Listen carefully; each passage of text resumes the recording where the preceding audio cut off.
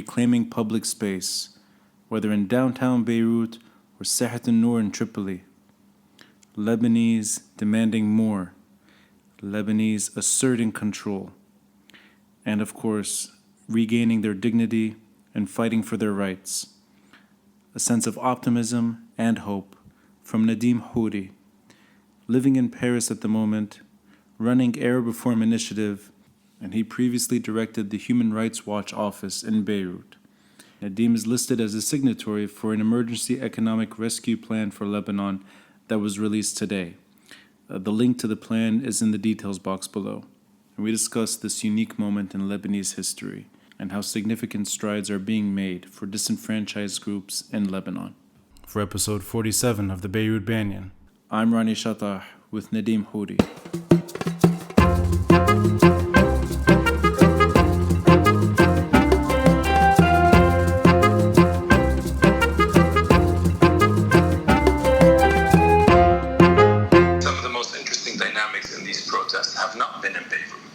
Actually in Tripoli and in the south, but not even in big cities. You know, talking to friends who come from small villages, particularly in the first weekend of the protests, there were road closures and tire burning in many villages that were not covered by the media. So there was an element of spontaneity, there was an element of decentralization that did not exist before. That's for one. Mm-hmm. I think the second element is really the youth element, and I would say the youth and gender element. We're seeing here the coming of age of a new political generation, of a young political generation that is different. Mm-hmm. You know, are they 18 to 25, 18 to 23? I can't tell you.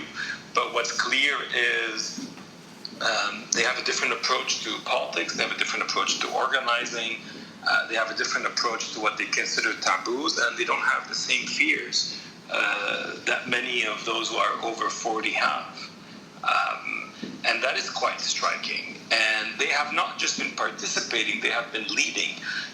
Even in protests where you have more experienced, older protesters, it has really been the youth leading the way. And in parallel to this, we've really seen the rise of the role of the feminist movement and women in general. I mean, women were always present in Lebanon's protests, but they are actually a dominant player this time around.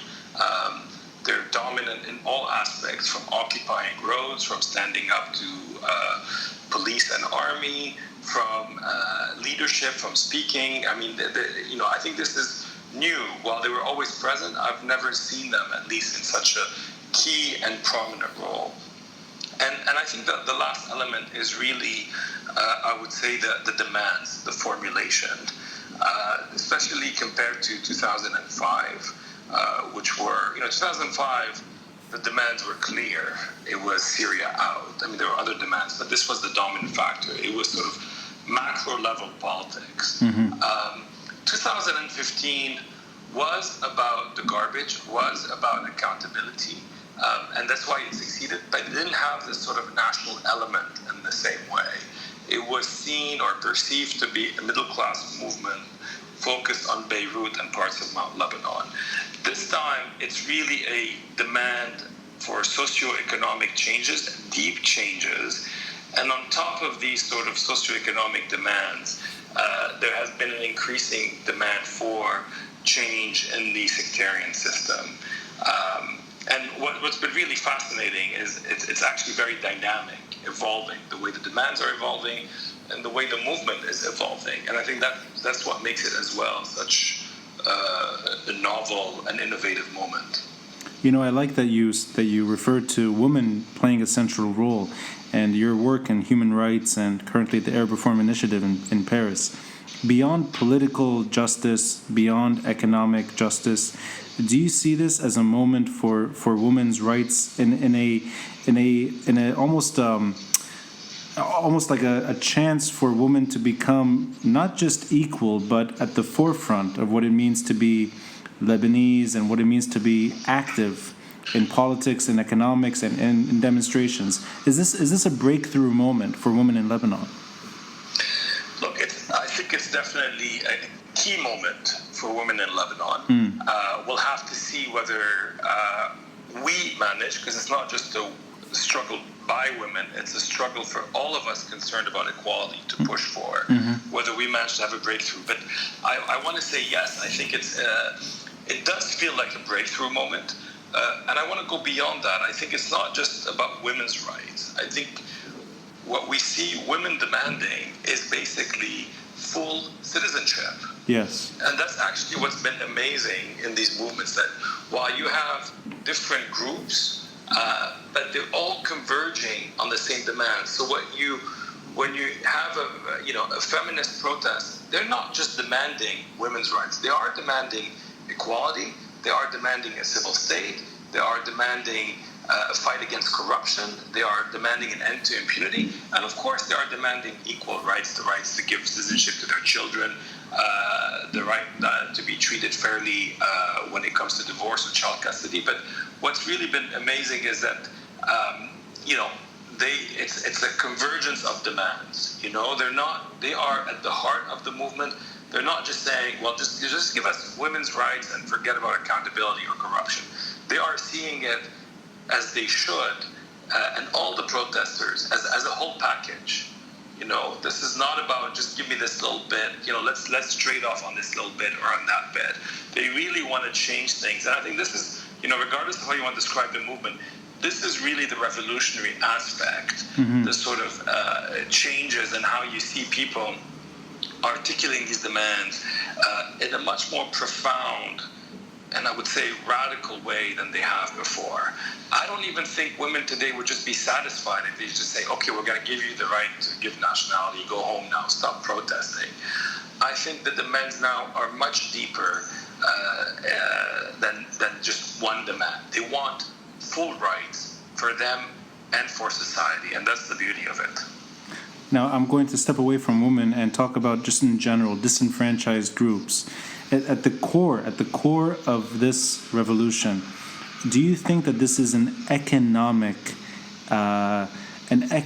uprising focused primarily on the financial collapse of Lebanon, or do you think it's a broader political goal that people are finally coming to terms with what it means to be Lebanese, and there's a citizenship element to it, citizenry? I mean, I'm trying to find where the core of the momentum is. If it's really just we're broke and we want money, or is it more that we want a new Lebanon? Look, I think this is a good question. And I'm it's hard to make these big predictions. I think it varies. I see it personally as clearly the trigger is an economic financial crisis. Because we're looking at a systemic crisis of the Lebanese system. The trigger is the economic financial aspect of it, which has affected marginalized communities the most, because basically the old clientelistic system is broke. Politicians have been so busy stealing that there's actually not much left to redistribute to their followers, or increasingly little, less and less. So what has pushed everyone to sort of rise up, even within their own community, against their own leaders, is the economic pain that they are feeling. But this is where it gets interesting, because it doesn't stop there. There's a sort of a moment of collective wisdom going on that's been really, really striking. People, across the regions, across economic classes, are very much aware that the reason why we are where we are is that the sectarian system is inherently corrupt, is inherently inept, and that you can't just fix it. So even if their pain is immediate, we want to stop dying at the doors of hospital.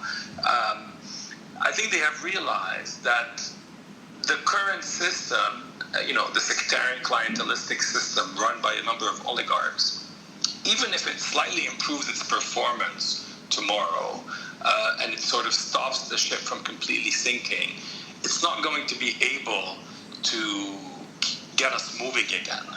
And I think this is where you go from that immediate pain, that sort of instinctive feeling as this is broken.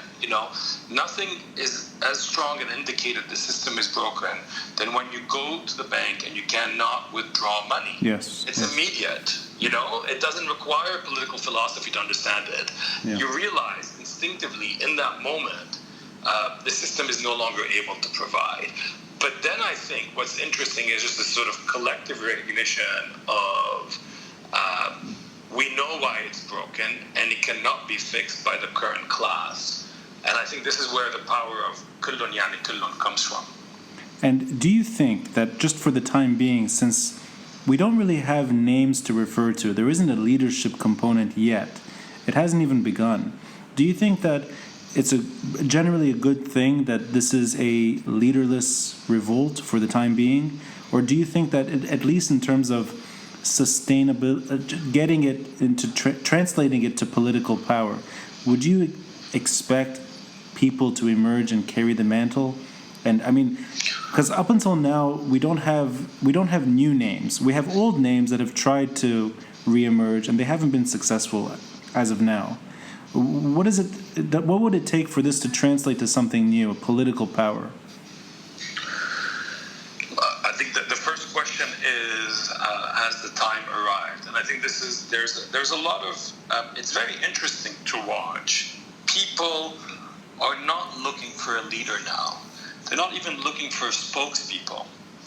Walking around the squares and listening to debates in Beirut, it was incredibly democratic. People were listening to each other, and people were actively resisting people taking the mic to act as quote-unquote experts. That's true. People don't want that. Yeah. They want their voices to be heard. And again, I think we have to understand that this is not just limited to Lebanon, the Gilets jaunes movement in France. Many other protest movements across the world are increasingly cynical and are increasingly saying, we don't need these leaders to take our voice. We want our voice to be carried. And in a way, this has been a key strength of the protest movement, because when you don't have a leader, it's very hard for the existing clientelistic system to go after them. Who do you go after? Who do you silence? Who do you accuse of what? It's almost like water. The protest in Lebanon is like water, and it's just sort of going around obstacles, surmounting obstacles that the sectarian system is putting in its way. And that is very, very powerful. And there is something profoundly democratic and liberating to finally have people express themselves. Now, I get that it's also unsettling, and it does make negotiations very hard. But I think this is a question for a second, for the future. It doesn't mean that we should not be thinking about it. Clearly, all that energy will have at some point to be channeled. These demands will need to be channeled. Is it by political parties? Is it by leaders? Is it by unions? Is it by what we're seeing sort of new professional associations? For a society to move forward, for society to make decisions, there needs to be compromises made. There needs to be interest taken into account. But for me, this is for later. I think right now what you're seeing is really a profound shift, a profound desire by people to be heard, to express themselves, and to reappropriate. I mean, this is one of the most amazing things to see, and beyond seeing, just feeling, experiencing, is the way people are reclaiming public space. That's true. In Lebanon, but not reclaiming it as a group, but as individuals. And with this reclaiming the space, there's a new sense of responsibility. And I think we're seeing the birth, of new citizens.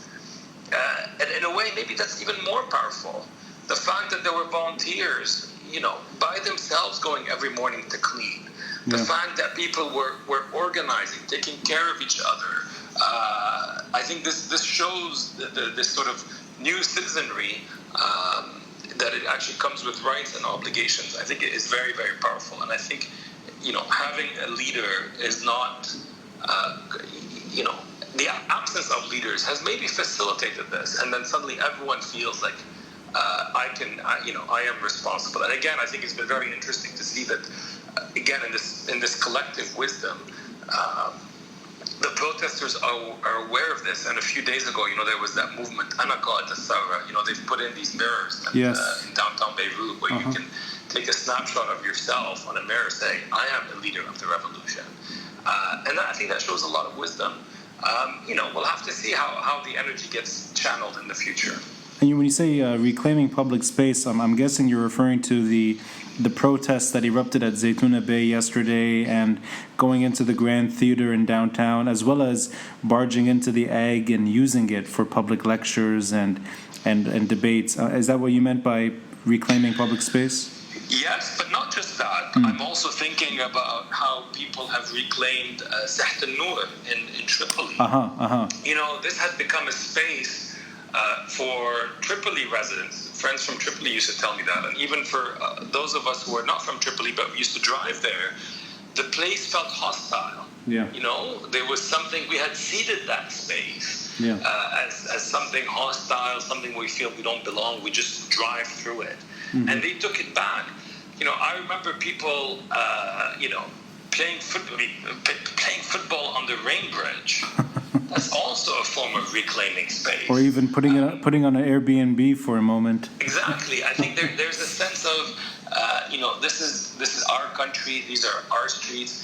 Of course, now you also need to be more political about it, and you need to reclaim public space, stolen public place that has been taken by the corrupt to build, villas on land that should be public, that should be, this is also essential. But I also think there's another sort of just symbolic element of feeling, these streets are also mine. Because we have to remember, and I can really mostly speak about Beirut here, Beirut had become a very hostile city. What do you mean by that? But, you feel there's a level of, even the way it's been built, the way space has been appropriated, streets have been taken by valet parking. You can't park without fighting. Yeah. If you try to park, someone will jump and say you have to pay this much. The sidewalks have shrunk and shrunk and shrunk. The quote-unquote Zahran can park the way they want. Yeah. It had sort of become and even for a Mediterranean city that used to be open to the sea with a lot of spaces to share, there are almost no public spaces left in Beirut. So do you think this is in a way almost urban rights, that people are getting their urban rights back by using public space to express their demands? I think it's definitely part of it. I think it's definitely part of it. I think it's people's relationship to space is changing. I mean, this morning some people were down planting trees. Yeah. We can discuss, is this a priority now or not a priority? For me, it doesn't matter. The fact that they felt, yes, it's our responsibility to plant trees. Yes, I want there to be trees. Right. Right. For me, it's a very strong testament of that.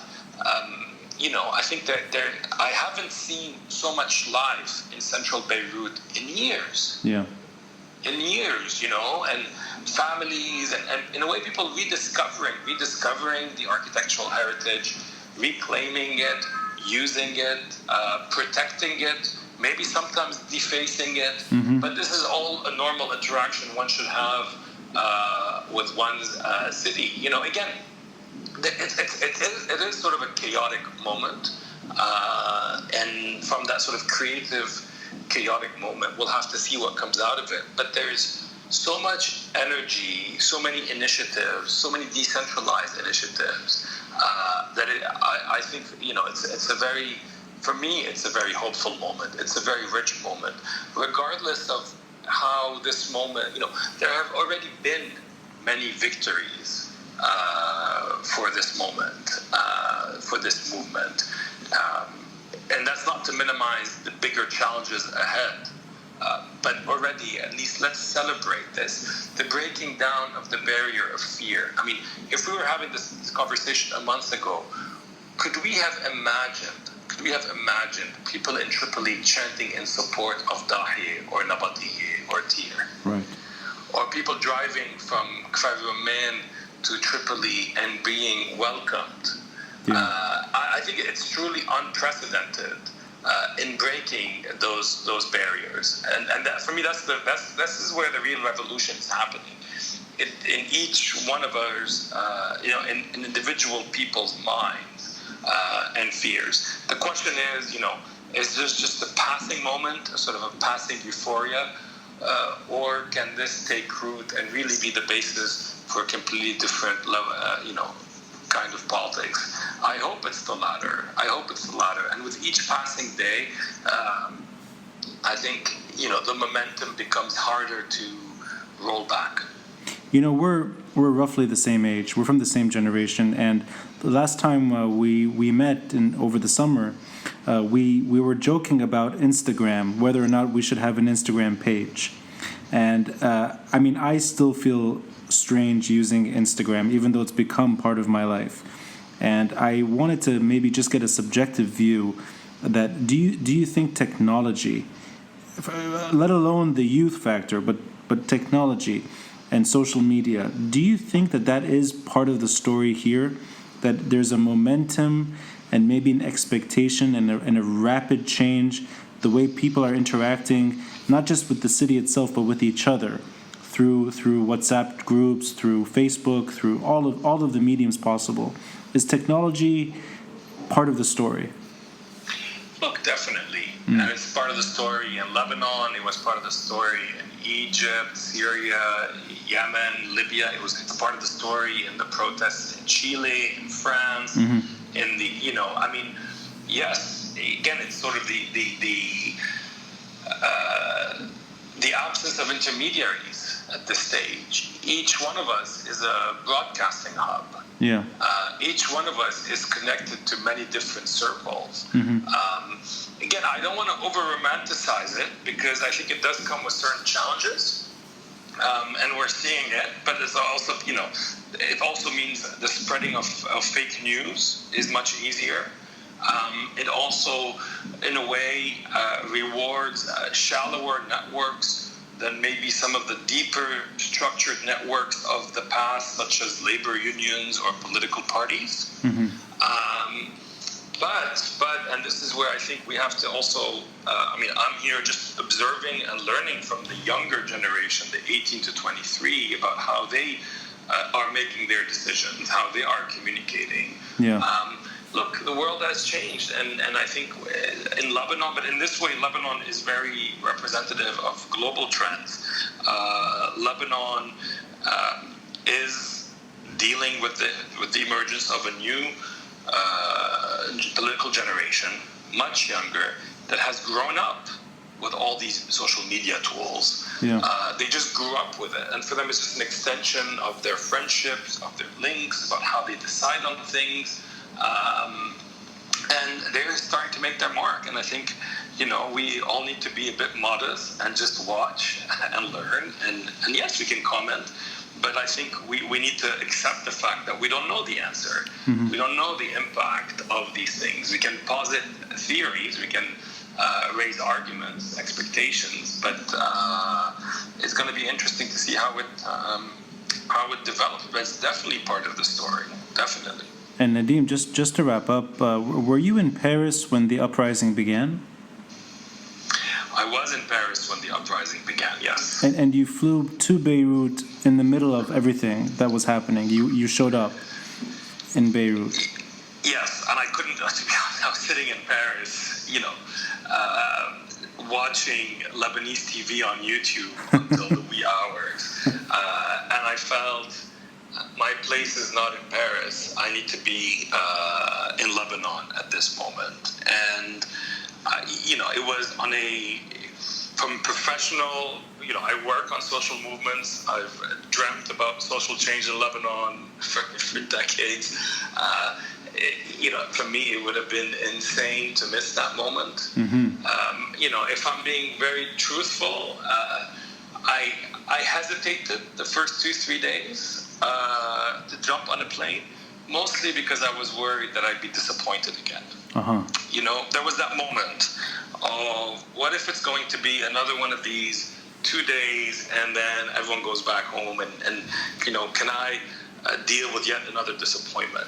Yeah. This is very personal. I think it's very telling, and I see that a lot with the generational shift. My generation, which has been disappointed before, we're slightly more cynical than the younger ones, and I'm so glad they're less cynical. I am so glad they have that energy and belief that it's going to work, because this is what we need. And I have to say that visit, has reconciled me with so many things in Lebanon that had become truly upset by over the years, and to feel that there's so much energy, so much life in Lebanese, that they still want to change, that we're not as cynical as we appear on the surface, that the moral fiber of society has not been completely corrupted by all these years. It's truly astounding. I was almost rediscovering,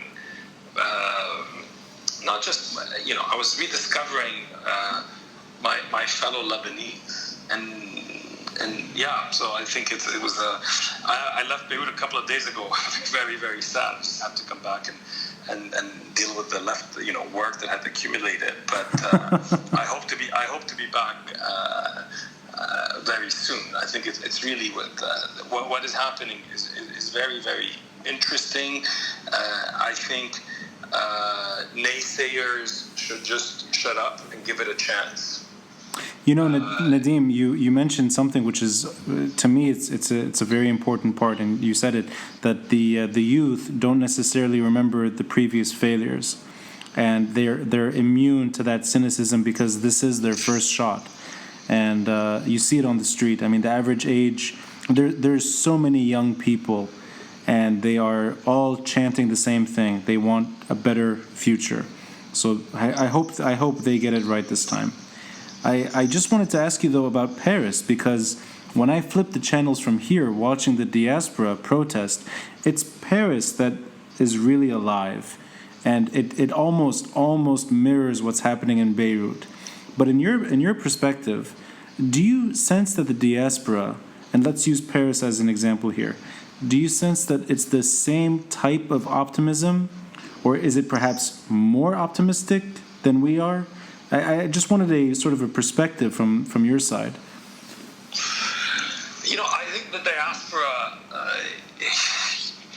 the level of emotion is incredibly high in the diaspora, because you have to put yourself, most Lebanese in Lebanon, but particularly in the diaspora, have very complex feelings towards Lebanon. Yes. They love it and they hate it. It's, they love it, they're attached to it, they miss their families, and yet they feel, like most Lebanese, constantly disappointed, angry by the corruption, angry by the pollution, frustrated by by all things that are happening in Lebanon.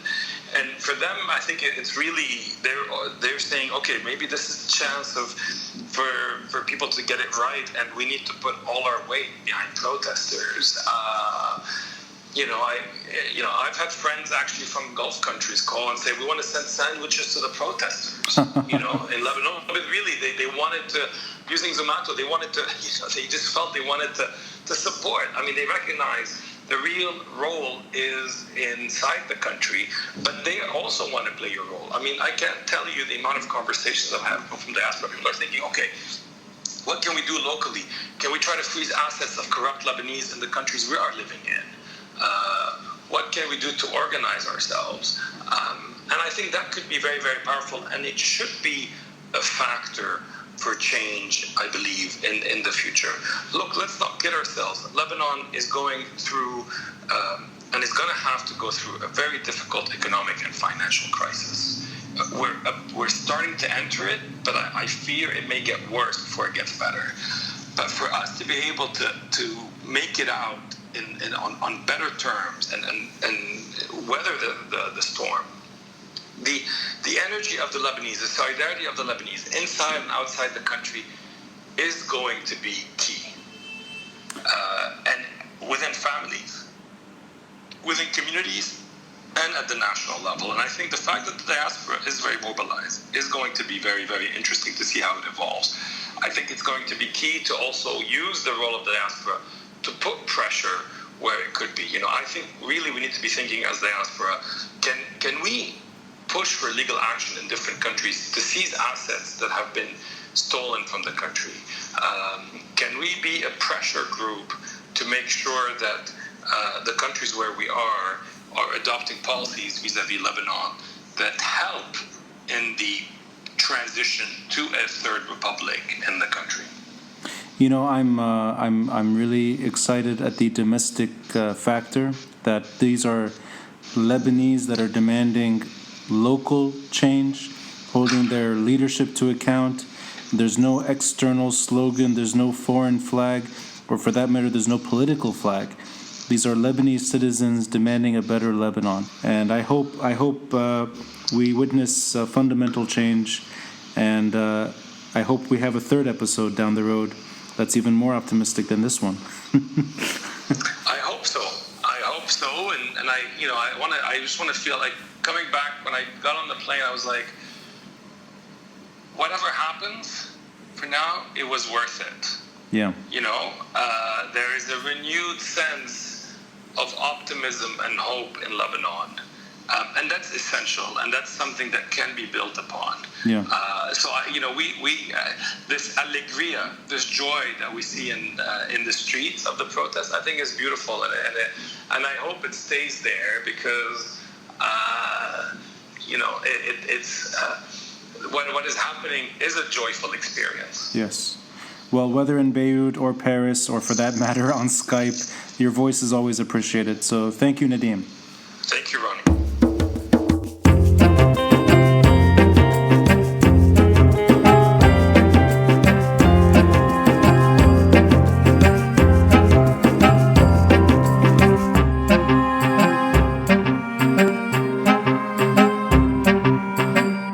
More daily episodes as the Uprising continues.